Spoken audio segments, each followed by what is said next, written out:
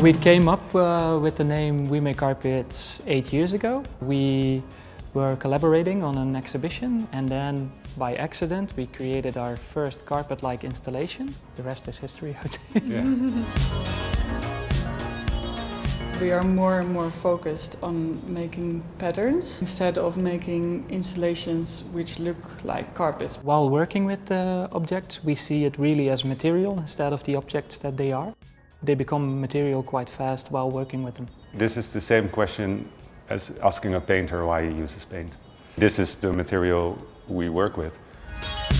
When we use these materials, people will have a different look on them after they see our works. I think we're interested very much in the beauty of things. We're looking for the beauty in the material that we're working with, but also in the patterns that we make.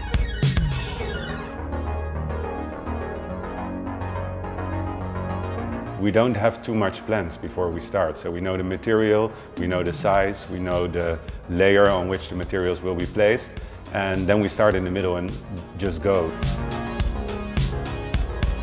The work is like a puzzle you create for yourself, but you have to create the rules. So it's a continuous challenge of what to do and how to do it.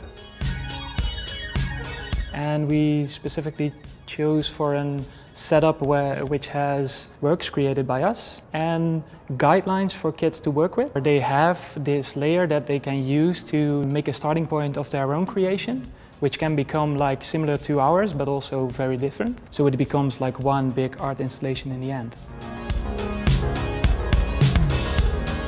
It's called Hands-On. We make carpets for kids because we really want that the kids can work with their hands and just use their fantasy and maybe find out that it's all about color and not anymore about objects. I hope they go play with all the materials like we also play with the materials. And that's why it's also still super fun to do.